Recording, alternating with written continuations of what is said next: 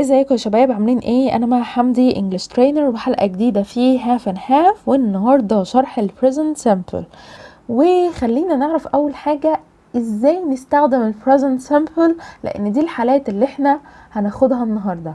اول حاجه الفاكتس، تاني حاجه الهابتس، تالت حاجه using the present simple for future events، ازاي نستخدم ال present simple في حاجة هتحصل في المستقبل، واخر حاجة هي ال emphasize. خلونا يلا نبدأ ونعرف استخدام كل واحدة، لان هنتكلم في صميم الشغل وصميم الجنرال انجلش، يعني بزنس انجلش وجنرال انجلش. خلينا بس نعرف ال present simple بيتكون من ايه. طبعا she و he و it plus the verb plus s و they و we و you و I plus the verb in the infinitive form. infinitive معناها المصدر.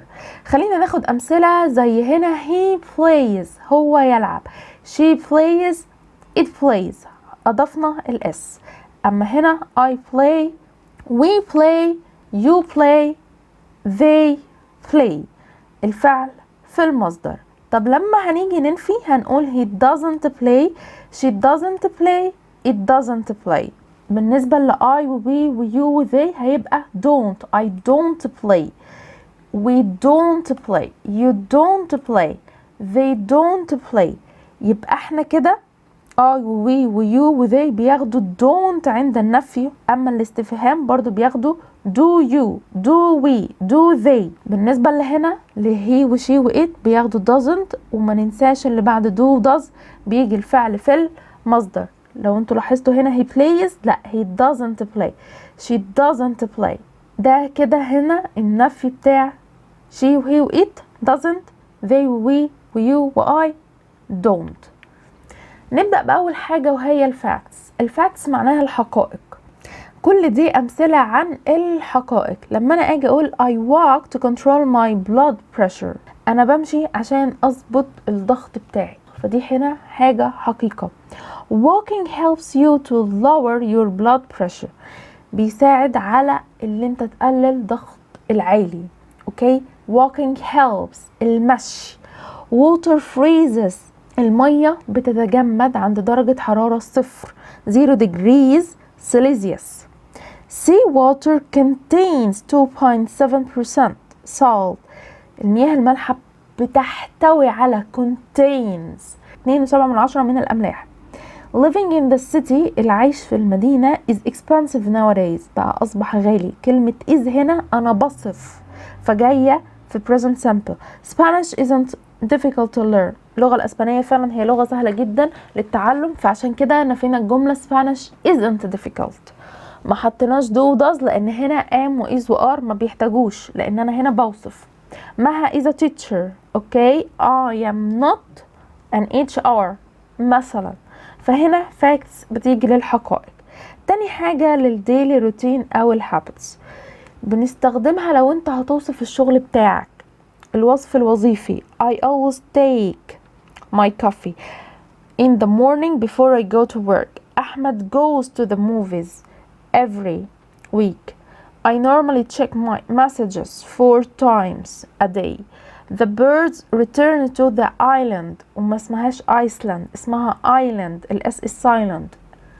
Every summer، دايما الطيور بترجع للجزيرة كل صيف. We usually go out on weekends، دايما بنخرج في عطلة الأسبوع. يبقى أنا هنا ديت حاجة روتينية في حياتي، حاجة أنا already بعملها. تمام، نفسها بالظبط دي كده هنا جنرال انجلش، نفسها بالظبط لو انت جيت اتكلمت عن البيزنس انجلش ازاي توصف الشغل بتاعك، لان دي حاجة اوريدي انت بتعملها. لو جينا بقى نستخدم حاجة كده بتحصل في المستقبل، when does the movie start؟ مواعيد السينما في بداية الافلام ثابتة، بيقولك حفلة 6 حفلة 9. the movie starts at 9 p.m. the bus leaves the station at 5 p.m. مواعيد الباصات والقطارات والمطارات كلها مواعيد ثابتة، فعشان كده قلت the bus leaves. I see my doctor tomorrow at 10 a.m. بكرة عندي ميعاد دكتور at 10. okay when does the IELTS course begin؟ امتى IELTS بيبدأ؟ it begins next month، الشهر الجاي. ميعاد محدد. when is your birthday؟ عيد ميلادك امتى؟ my birthday is next week، الاسبوع الجاي. is وصفت، ام is وار بيستخدموا في الوصف، عشان كده ما بيجيش هنا بعديهم فعل. تمام. when does the course begin؟ الكورس هيبدأ امتى؟ the course begins at 8 p.m. الساعة 8. فهنا ال present simple بستخدمه في حاجة هتحصل في المستقبل، مواعيد ثابتة، مواعيد محددة هتبدأ في المستقبل. تمام. حتى لو تلاحظوا هنا انا قلت next month، next week، at 8 p.m، at 9 p.m، ميعاد ثابت. بس ما ينفعش اقول it rains tomorrow، ده هنا انا بتنبأ. هل ينفع اقول اللي هي هتمطر بكرة؟ لا.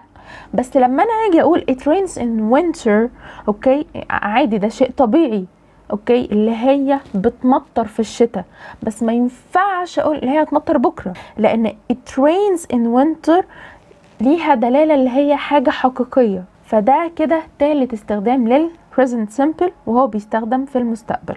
اخر حاجة معانا وهي ال emphasize. معنى كلمة emphasize ايه؟ التوكيد، بأكد عليك.